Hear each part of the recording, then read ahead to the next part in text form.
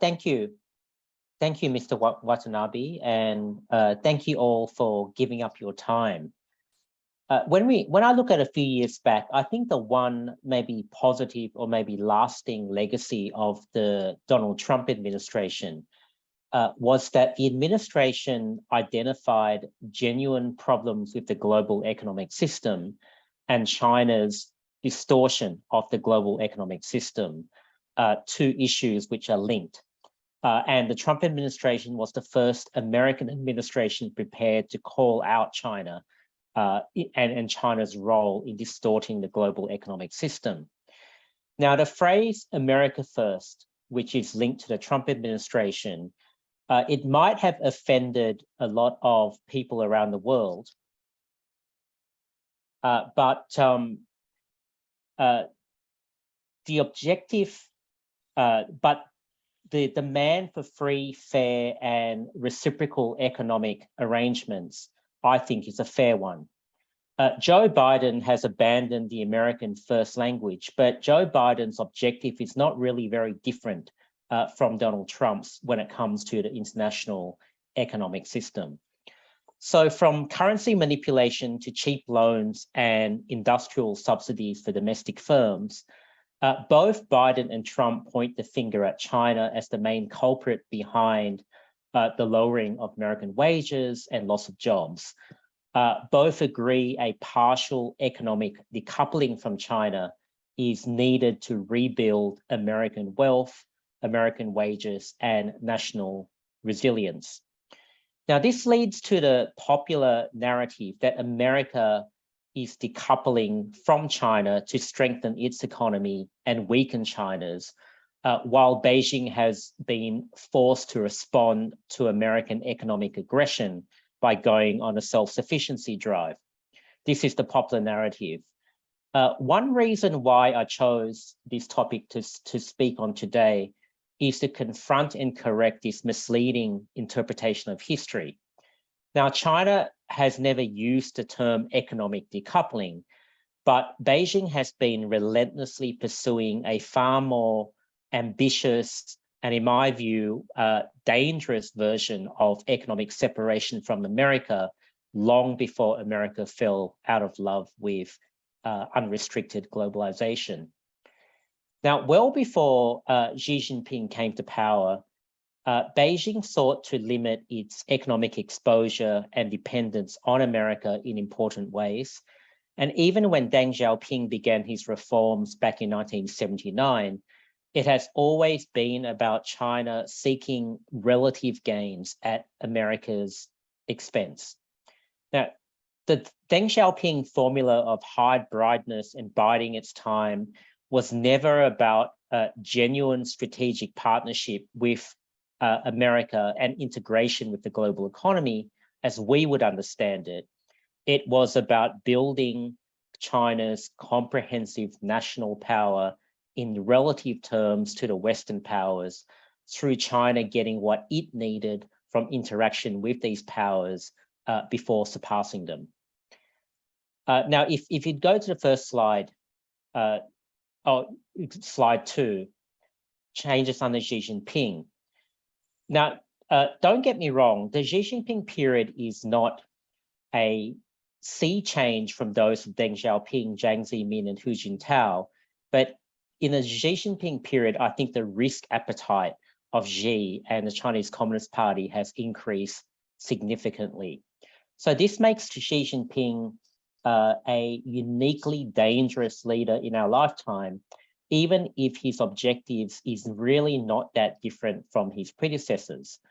So let me begin with Xi Jinping's key objectives, what China or Chinese grand strategy looks like, and how all this is linked to China's decoupling strategy, which I argue came before the American decoupling conversation and is far more ambitious than the partial economic decoupling America is seeking to achieve. If you could go to the next slide, please. Now, what does Xi want? We're quite lucky because Xi is the first Chinese leader to actually tell us very clearly what he wants. So we know what he wants. One, he wants to remain in power. personally, and he wants the Chinese Communist Party to remain in power indefinitely. And two, he wants China to assume what he believes is its natural and permanent place as the preeminent power in Eurasia and the Indo-Pacific. Now, we also know how Xi seeks to achieve these objectives because, unlike his predecessors, Xi has very helpfully revealed his game plan to us.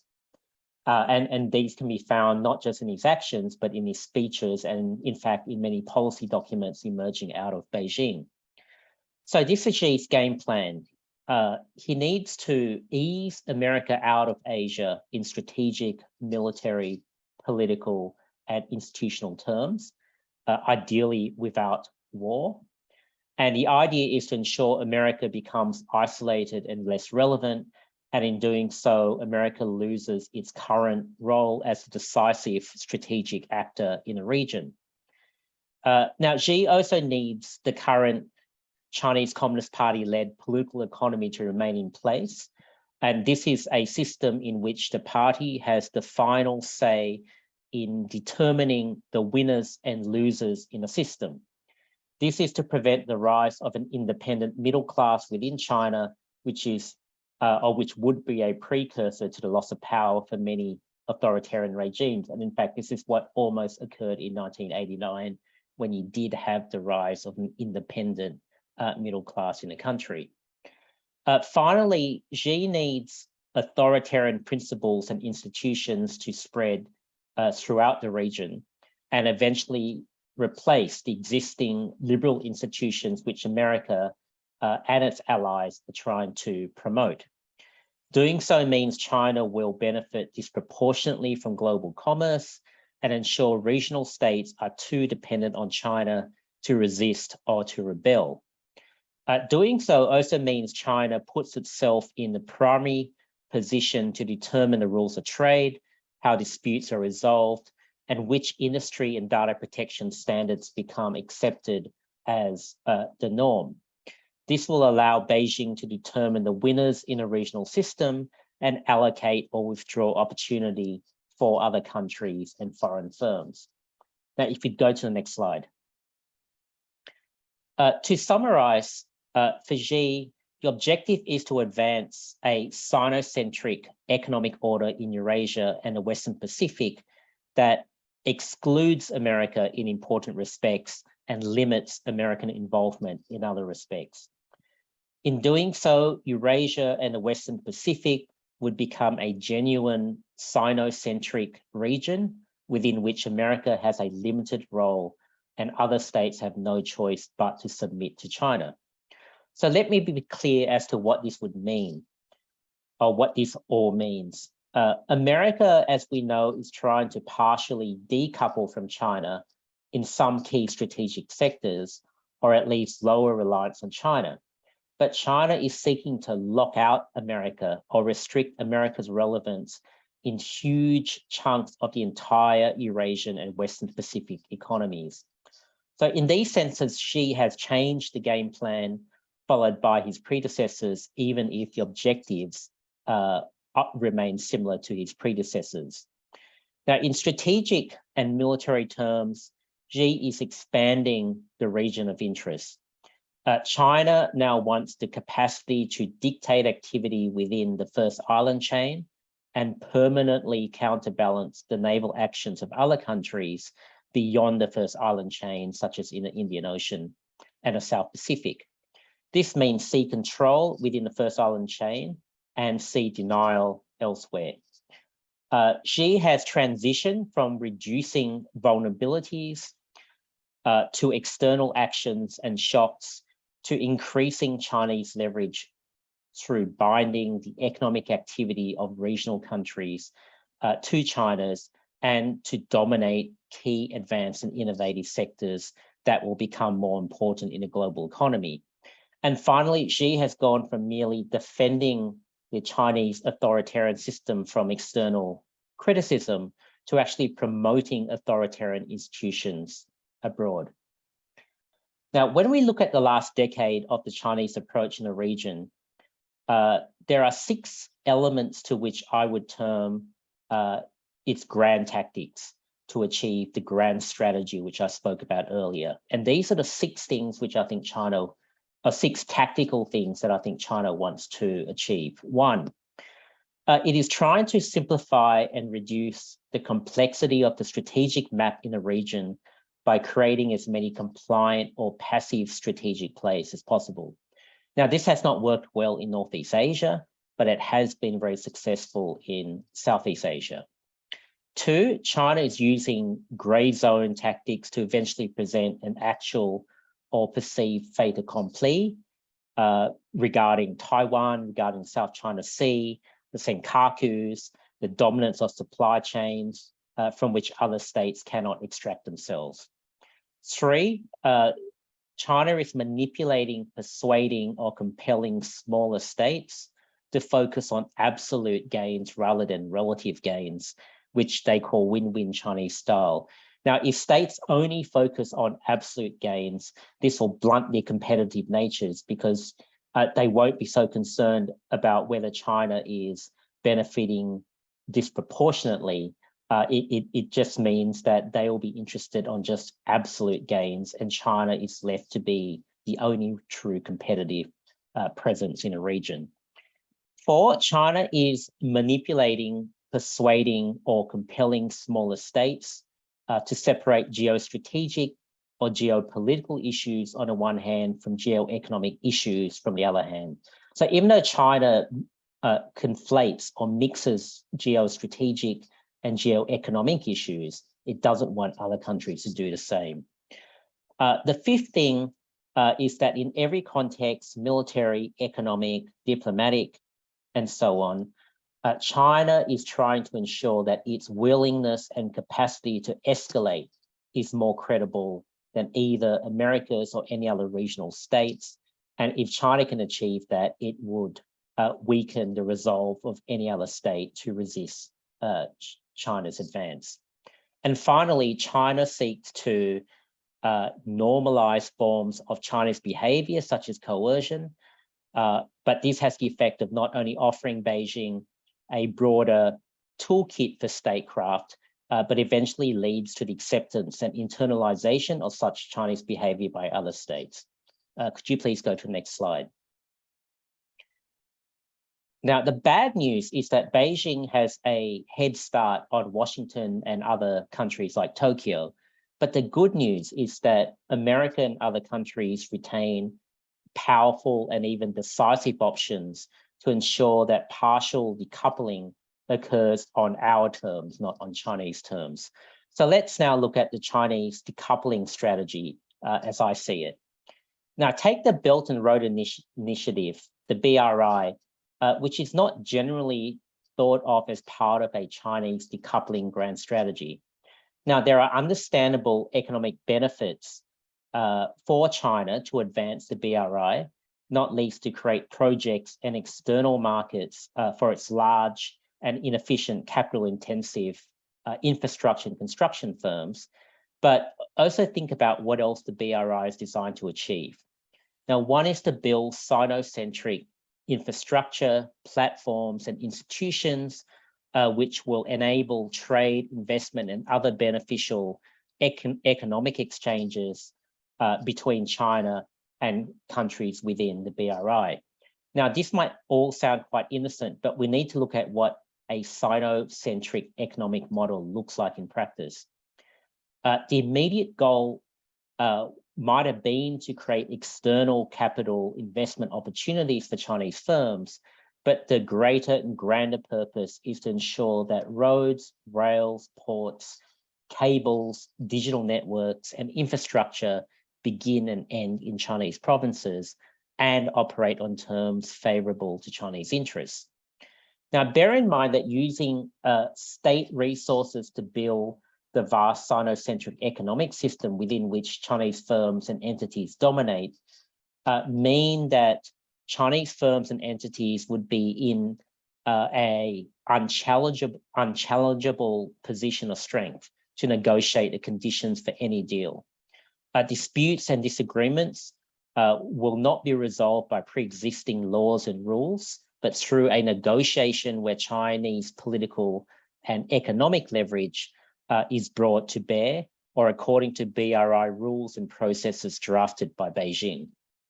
Additionally, and with a greatly reduced commercial presence in Eurasia and the Western Pacific, the capacity for American firms and authorities to either set or revise commercial and quality standards in all sectors would be greatly weakened.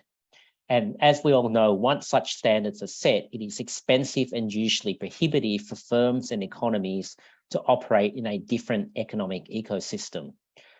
When combined with Sino-centric infrastructure, institutions, logistical networks, etc., regional economies would become captive to China, while outsiders such as America are in a much weaker position from which to enter or impose itself. Now, my argument in some previous public commentary was that Chinese economic policy has been the earlier and primary trigger for the unraveling of globalization. It wasn't Donald Trump, it was actually Chinese economic practices and policy. And this is clear to me in complementary plans to the BRI, such as Made in China 2025 and a more recent dual circulation policy. These plans, Made in China 2025 and DCP or dual circulation policy, seek not just technological self-sufficiency, but Chinese control over and dominance of entire manufacturing processes, supply chains, and associated services in the most important and lucrative high-tech sectors. The explicit objective is not simply to ensure China becomes an advanced and innovative economy, but to control the global supply chains, innovation, and know-how required to ensure Chinese firms permanently dominated these sectors in global markets. Now, I think this decoupling element from America was missed when DCP was announced in 2020. The DCP dual circulation policy that was often seen as just a response to the Trump administration, but actually, in my mind, the DCP was more a continuation of China's decoupling policy from the United States, even though it was in some senses a reaction to Trump's more overt challenge to China.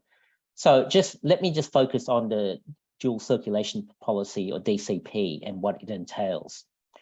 Now, according to DCP, rising demand is to compensate for the structural reduction in net exports to the West and declining growth in fixed capital investment. This will partially be achieved by adding more value in domestic production and supply to increase Chinese domestic wealth creation and therefore Chinese domestic demand. Now, to be fair, there is a defensive element to the DCP. As mentioned, the DCP was introduced in a time of mutual economic hostility between America and China, and a Trump administration reminded China of the extent to which China is vulnerable to American and Western controls and sanctions. But the DCP's heavy focus on technological self-sufficiency is a continuation and acceleration of previous plans for Chinese tech self-sufficiency and global dominance of supply chains in high-tech goods, which we saw in Made in China 2025, and before allowing China to dominate value creation and export of high-tech goods into global markets. In other words, the DCP has similarities with the BRI and Made in China 2025 in that all of these blueprints are seeking to lock in enduring advantages for China and structurally lock out opportunities for other advanced economies, particularly those from America. This is decoupling with Chinese characteristics and on Chinese terms. For America, it means greater exclusion, isolation, and loss of relevance in Eurasia and the Western Pacific, and its eventual decline as the world's greatest economic power. For the other Indo-Pacific nations like Japan and Australia, it means economic and therefore strategic subjugation to China. In short, decoupling on Chinese terms is China's non-military strategy to ease America from Eurasia and the Indo-Pacific. Could we go to the next slide? Thank you. Now, question is, what do we do about it? I think in broad terms, we need to do three things. We need to counter China's objective of acquiring strategic support states through economic and technological capture. Two, we need to counter elements of China's technological upgrade strategy, which is designed to help China surpass the advanced democracies. And three, we need to counter Chinese plans to dominate high-tech and high-value global export markets in high-tech and high-value sectors. Now, there is good news because I think we still have considerable leverage. If you could please go to the next slide. We don't need to do what China does in terms of throwing money and largesse at targets, and our economic and political system doesn't allow us to do that in any event. We just need to compete in commercially profitable economic zones, and these are basically the maritime economies of the Indo-Pacific, especially in Southeast Asia. Now, in this context, and this is more a comment to our American friends, there is a quick fix way to outflank China. And this is for America to find the political courage to join the Comprehensive and Progressive Agreement for Trans-Pacific Partnership and use that as a platform to counter the Chinese plans that I just spoke about. Now, using a CPTPP would help achieve the following five things. One, it would help disentangle or diversify regional supply chains in critical and strategic sectors away from China, especially important for advanced economies on China's periphery, such as Japan, Taiwan, and South Korea. Two, it would help us agree on common industry rules, standards, and export controls for high value and high tech sectors. Three, it would link common market access to adherence to legal, regulatory, and human rights rules and standards.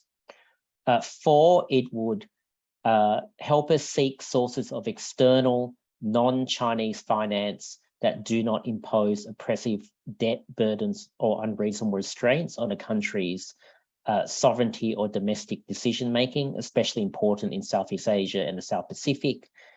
And five, the CPTPP and American involvement in it would allow us to work with America to reform or build institutions that can better resist illegitimate or predatory Chinese economic practices and even punish China for them. Meanwhile, it is essential to prevent Chinese domination in sectors such as artificial intelligence, advanced robotics, new synthetic materials, and next generation integrated circuits. Now, fortunately for us, China is a net importer of relevant technologies and know-how, or it relies heavily on joint ventures with foreign firms in many of the sectors that I just mentioned.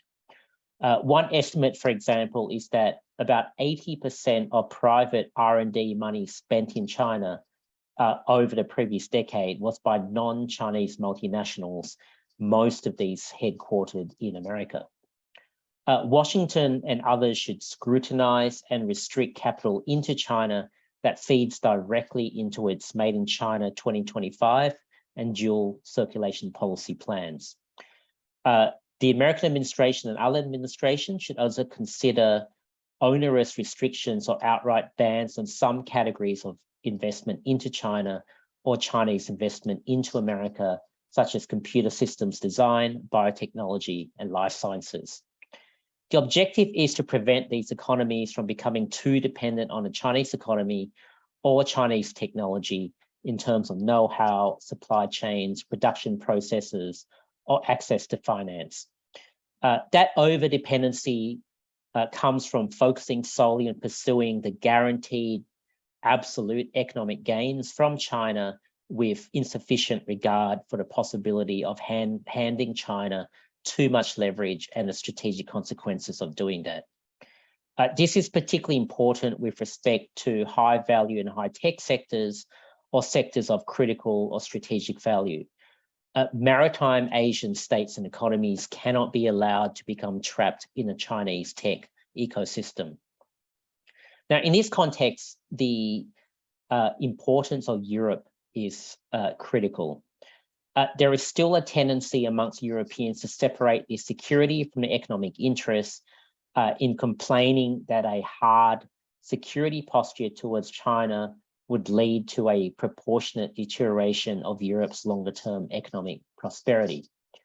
I think the true situation is far more complex, and China is both a security and economic threat to the EU in the longer term. Indeed, Europe has a special role as either part of the solution or part of the problem when it comes to addressing the economic challenge posed by China as raised in this presentation. It should not be lost in Europe that the BRI excludes America but extends to Europe.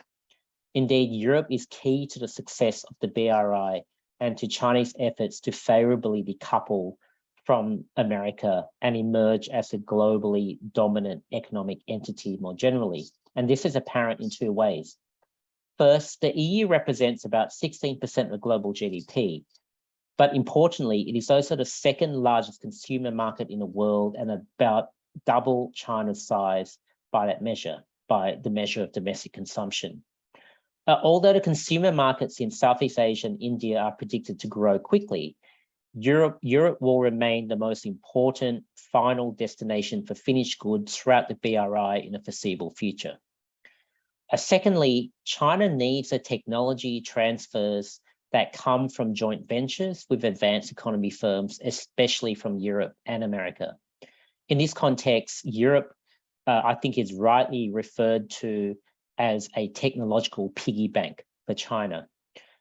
While Chinese funding of large infrastructure projects in Europe has declined since 2016, Chinese firms are increasing their stakes in European companies engaged in areas such as healthcare, pharmaceuticals, biotech, robotics, artificial intelligence, advanced materials, cutting-edge engineering, and semiconductors. It is revealing that Europe's two most advanced economies in Germany and the United Kingdom have attracted the lion's share of Chinese investment since 2016. Could you please go to the next slide? Now, let me conclude by summarizing the key arguments and conclusions that I've offered. One, on the back of a pre-existing mercantilist economic structure, China has been explicitly pursuing economic decoupling from America and allied economies on Chinese terms for well over 1 decade.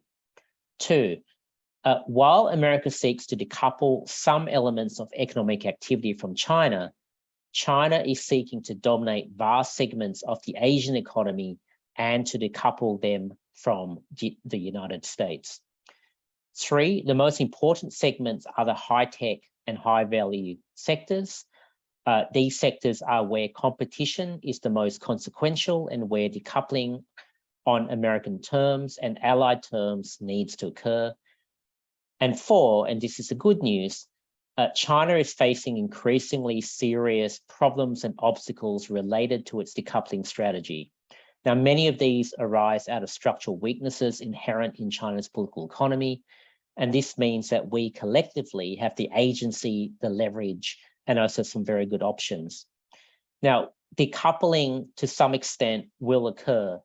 The final message is that we just need to ensure that decoupling occurs on terms favorable to us and not for China. Thank you. That's the conclusion of my formal comments, and I'm happy to take any comments or questions over the next half an hour. Thank you very much.